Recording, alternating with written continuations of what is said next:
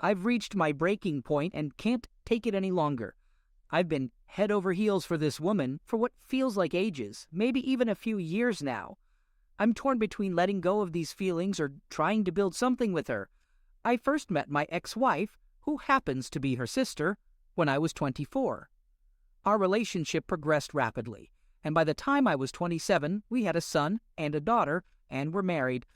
Sadly, just months into our marriage, my ex-wife had an affair and got involved with hard pills. When I confronted her, she promised to seek help, but instead disappeared overnight. It's been 4 years since I last heard from her, and rumor has it she's living on the streets in Los Angeles with the guy she cheated with. With my focus on keeping things together for my kids, I don't have the energy or desire to track her down after what she did. I eventually got a divorce in her absence, but managed to maintain a great relationship with my former in-laws. My kids spend every other weekend with their grandparents, who still treat me like family. We avoid discussing my ex to protect my children's feelings. My son, who's now 9, has been deeply affected by his mother's departure and even needed therapy after expressing a wish that she passed. She had become verbally offensive towards the end when he was around 5 or 6. In the year after my ex left, her sister and her boyfriend started visiting more often to help with the kids. They'd babysit, claiming it was good practice since they wanted kids of their own. My children adored them and were showered with love and attention, which was a welcome change. They eventually got married and had a daughter, but tragically her husband passed in a work accident soon after. As you can imagine, it's been a heart-wrenching experience for everyone involved.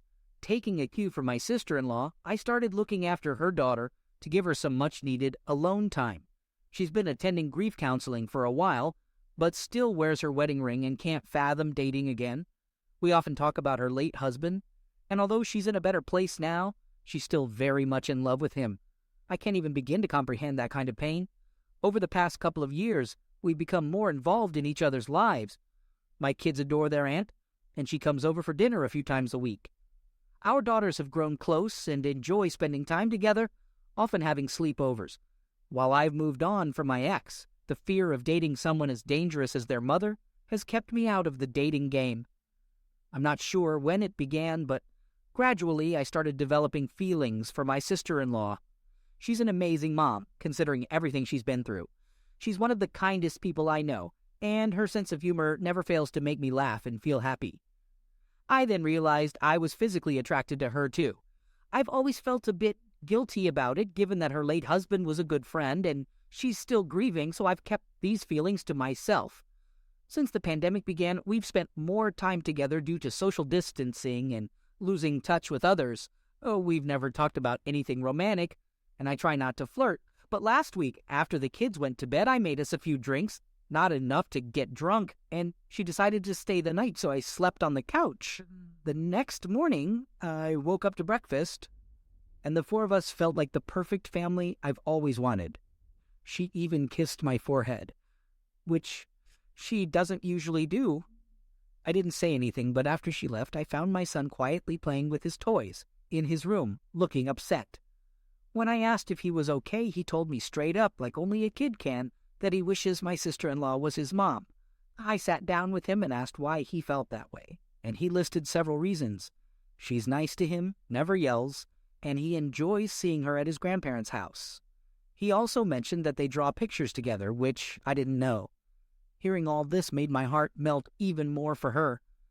When dropping the kids off at their grandparents', I tried to gauge their thoughts on the matter. I joked about my sister-in-law and me acting like a married couple sometimes, but they didn't laugh and seemed a bit distant. Still friendly, but either they suspect something or disapprove. I can't ignore these feelings any longer, and it's becoming too difficult to pretend they don't affect me. I'm in love with her. I either need to put an end to these emotions and find a way to stop thinking about her, or I have to figure out how to navigate this situation and confess everything to her. If anyone has any advice on approaching a widow, especially one who was married to a friend, with this kind of intention, I could really use your help. Not long after writing my initial post, I remembered that my kids would be spending Sunday night at their grandparents' house, and usually when this happens, my niece, my sister-in-law's daughter, joins them. I encourage these bi-weekly visits to help my children maintain a strong bond. with their maternal grandparents.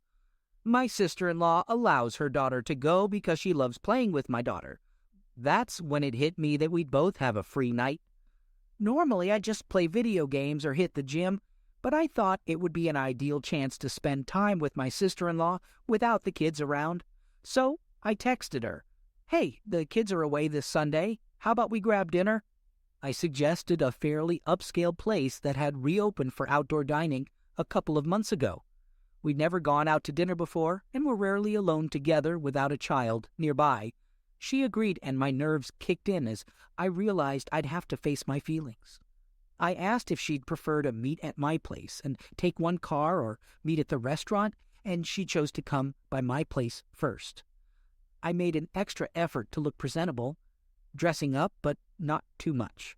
When she arrived, she looked absolutely stunning in a beautiful evening dress and makeup, a departure from her usual look. I must have been speechless for a moment. We exchanged compliments and engaged in small talk, but I still hadn't mustered the courage to say anything, and she didn't push the issue. Dinner was fantastic, complete with a live jazz band. We both agreed it was our first adult social outing without our kids in years. We laughed, joked, and chatted, with some casual touching here and there. I couldn't find the courage to say anything, fearing I'd ruin the moment, so I just enjoyed myself. But as we were leaving, I decided to go for it. I offered her my arm, and we walked arm in arm to the car without any awkwardness or mention of it. I opened her door and planned to drive her back to her car.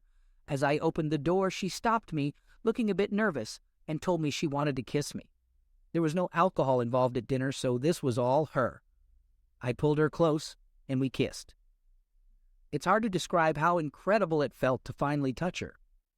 We continued kissing outside the restaurant, leaning against my car, for at least half an hour. Afterward, we exchanged dreamy glances before getting in the car and driving back to my place. She held my hand while I drove, and I don't think I've ever been happier. I confessed that I'd had feelings for her for quite some time, but didn't want to scare her away, given the difficult experiences we'd both been through. She revealed that she'd had feelings for me for about 6 months. Around that time, I'd gone on a few Tinder dates, and since we were just friends, I'd shared my disastrous experiences with her. She said she felt intensely jealous and angry that I was seeing other girls, and that's when she realized she'd developed feelings for me. It turns out I didn't approach her because of her late husband, and she didn't approach me because she feared I'd see too much of her sister, my ex-wife, in her and eventually resent her for it. After arriving back at my place, we invited her in and chose to resist the urge to jump straight into bed. Instead, we sat on the couch, cuddling and discussing how to make this relationship work. There were some emotional moments. We touched on the topic of her late husband and her current stage in the grieving process. I assured her that I wouldn't rush her and that I'd wait as long as she needed. She said she felt ready to love again and had moved past feeling guilty about her feelings for me, something she had struggled with. We discussed what we'd do if my ex ever reappeared or tried to re-enter my kids' lives. What if she returned, reformed, and apologetic? Would I take her back? I told my sister-in-law that the answer was a firm no. I had forgiven my ex for cheating, but I could never forgive her for what she did to my son. He used to be a happy, cheerful boy before his mother started cheating, using pills, and mistreating him. He's improved now, but his behavior and negativity at such a young age had been concerning. My sister-in-law worried about how he might react to her, given that he's old enough to understand everything. I advised her not to mention it to him, but I shared that he had recently told me he wished his aunt were his mom. We agreed to take things slow and not rush, but the kissing resumed, and since we were in private, we couldn't resist the temptation to head to the bedroom. I had fantasized about her for a long time, and finally, I got to experience waking up beside her. Moving forward, we plan to establish date nights and continue building on our already solid foundation. When the time comes to tell our families that we're a couple, we'll do it together. After 2 years of wishing she was mine, she finally is. I better not mess this up. I should mention that I've been referring to my ex-wife as Natalie and my sister-in-law as Sandra. We've shared the news with everyone, and overall the reactions have been pretty positive. Sandra and I visited my parents when our kids were with my in-laws. My parents had met Sandra a few times, but didn't know her very well since our families rarely attended the same events. They recognized her, though. My dad isn't the sentimental type, so I'm not sure what he thinks, but my mom is supportive. She asked if Natalie knew, and we told her we hadn't spoken to her in years and would deal with that when the time came. My parents seemed happy for us. We attended a small Labor Day gathering at my in-laws' place, knowing the reception might be cooler since they're also related to my ex-wife. My parents took the kids to the zoo and for ice cream, so it was just Sandra and me at the party. When we arrived, everyone asked about the kids. Despite my nerves, I took Sandra's hand and we announced that we were a couple. The response was mostly positive, with several of her aunts expressing their happiness. At first, no one mentioned my ex-wife, and they seemed glad that Sandra was dating again. The only issue came from my mother-in-law, who claimed she knew we were together because of the way I looked at Sandra and how much Sandra talked about me. She jokingly accused us of sneaking off to kiss at a pool party in June. After the party, Sandra's parents asked to speak with us. They inquired about the seriousness of our relationship and whether Natalie knew. When I said no, and that her opinion shouldn't matter. Since she abandoned her family 4 years ago, they expressed their preference for me to inform Natalie that I was dating her sister. They feared that a sober and reformed Natalie might return, try to make amends, discover my relationship with Sandra, and relapse. It turned out they had been in contact with Natalie for a year but hadn't told me. Sandra was upset because Natalie never reached out to her after her husband's passing. They showed me Natalie's Facebook profile, which she had blocked me from, and she looked normal, not like the person she was when she left. Seeing her like that made Sandra and me feel a bit better. Her parents kept their contact with Natalie a secret because she felt ashamed and believed she deserved to lose her kids. They gave me her phone number and asked me to call her. I assured them that my feelings for Sandra were genuine and that there was no chance of reconciling with Natalie. My father-in-law seemed to approve, but my mother-in-law appeared to be hoping for a reconciliation. After leaving, Sandra and I discussed the situation, revisiting the possibility of Natalie's return in light of these new revelations. I told Sandra that I loved her deeply and that my feelings for her were stronger than anything I ever felt for my ex-wife. Sandra cried, stressed by the situation, angry at her parents for keeping secrets, and upset with her sister for not contacting her after her husband's passing. She admitted fearing that I might leave her if Natalie returned, but I reassured her that would never happen. It took some long hugs and many kisses to smooth things over, but by the time we picked up the kids, we were holding hands and feeling closer than ever. Sandra has been spending the night at my place quite often since we got together. To keep the kids from noticing, I've been setting my alarm for 4 a.m., getting up and moving to the couch. The morning after we decided to tell the kids, our daughters seemed happy, though they're too young to fully understand the situation. I took my son aside and asked for his thoughts. He asked if we'd all be living together someday, and if Sandra would now be his stepmom. I told him he could call her whatever he felt comfortable with, and we'd both respect his choice because we love him. So he started asking me a bunch of questions about his mom, stuff he's never asked before. I tried my best to answer everything truthfully, but I did hold back a bit on some of the more sensitive details. He's had some education on the dangers of prescription pills from school, so I was finally honest with him, to a certain extent. I explained that his mom had a problem and made some poor decisions that led to her current situation. Wow, that's a tough conversation to have. He asked me why his own mother didn't seem to care about him, and it just hurt my heart to hear him say that. I did my best to reassure him that his mother did love him, but she had made some really bad choices, and sometimes grown-ups don't do the right thing. Then he asked me if I still loved his mom, which was a hard question to answer. I explained that I wanted his mom to get better and be healthy, but the things she did hurt both of us so much that it's hard to love her like I used to. I'm not entirely certain he grasped the concept, but I did my best to clarify it for him. Despite that, Sandra's presence has had a remarkable impact on him. He's noticeably more content and engaged, actively seeking out opportunities to impress her with the same childhood antics I once did with my own mother. Of course, I still have that dreaded phone call with my ex to look forward to at the end of the day. However, having Sandra here with me, being able to hold her and feel her warmth at night, brings a sense of happiness back into my life that I haven't felt in a very long time. I never realized just how unhappy I was until she came into my life and made me feel truly happy. We've been doing all the lovey-dovey things that young couples do. She's been leaving me sweet love letters in my lunchbox at work, and even writing little poems for me. As for me, I've been sending her flowers at her workplace to show her how much I appreciate her. Apparently, a few of her coworkers have been trying to set us up for a while, so I thought the flowers would be a great way to thank her and give a little wink to those office girls. So back in September, I had a chat with my ex-wife. She's doing much better these days. She's been in recovery for 8 months now. She finally opened up to me about the affair and how she got into pills. Honestly, it was tough to hear all the details, but I'm happy she's trying to get her life back on track. I still don't approve of what she did to me and the kids, but I really want her to be healthy. Sometimes I can't help but worry about her. It's probably silly of me, but she'll always be a part of my life, you know? Anyway, I finally got around to telling her about Sandra and me, and she was completely shocked by it. When I first met my ex-girlfriend, she was only 18 years old, and Sandra was just 15. In my ex's mind, Sandra was always just a kid to me, and to be fair, I did refer to her as my kid sister at times. However, my ex remembered that Sandra is now a fully grown adult who is married and has a child of her own, so she stopped insinuating that I was a creep. She did ask me if I had feelings for Sandra while I was still married, but I denied it.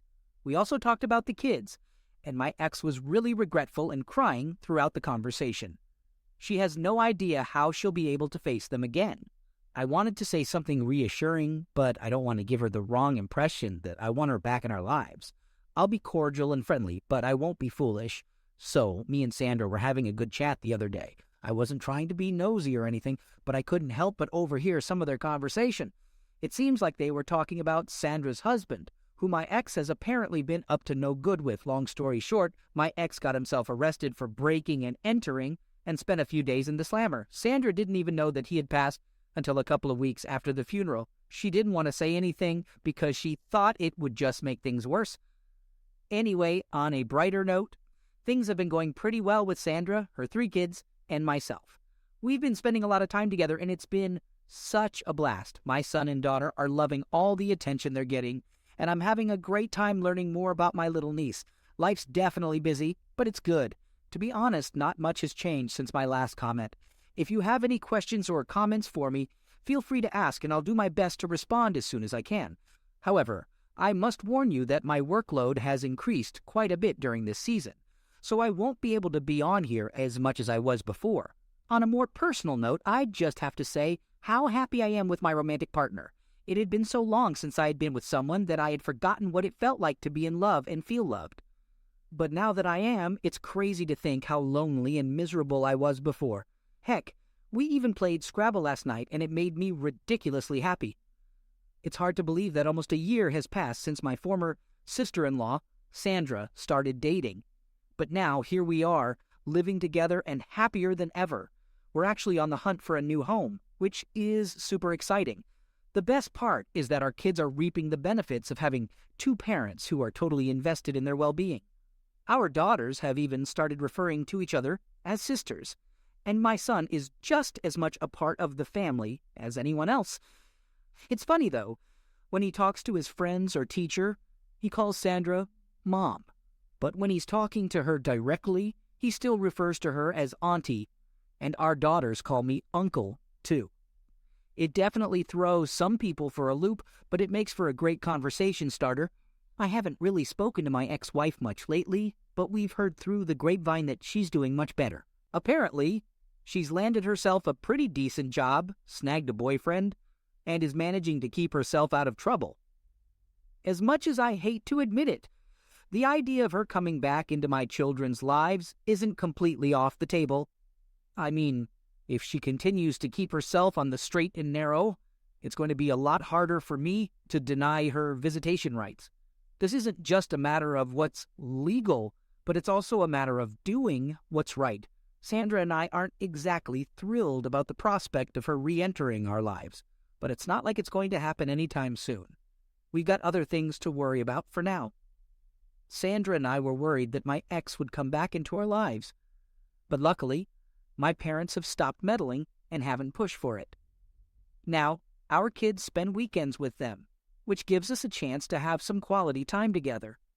We get to go on dates and enjoy each other's company on Friday nights and Saturdays. Our friends were pretty surprised by all this, but they've been super supportive. They don't really talk about my ex, but sometimes it comes up. Mostly, everybody's just thrilled that we're finally happy together.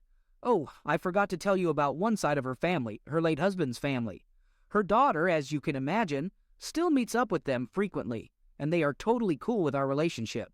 In fact, her father-in-law straight up told me that he's happy it's me because he was afraid his granddaughter would be exposed to a weirdo if his daughter-in-law brought someone else into her life. Due to the pandemic, we haven't been able to get together with them as much as we'd like, but the few times we have hung out, they've been there and always will be. Sandra and I have had many heart-to-hearts about her late husband. Despite our deep and wonderful love for each other, we both acknowledge that his memory and presence will always be an integral part of our lives. In fact, Sandra even invited me to one of her therapy sessions to discuss our feelings. Out of respect for me, Sandra made the decision to remove her wedding band, which understandably caused her a great deal of sadness. However, I reassured her that she didn't need to do this, and even joked that if we were to get married, she's got 2 hands to wear rings on. As a compromise, she now wears her wedding band on a necklace and has replaced it with an engagement ring on her finger. While I don't have an elaborate engagement story to share, I can tell you that there were plenty of tears, hugs, and kisses when I asked Sandra to marry me.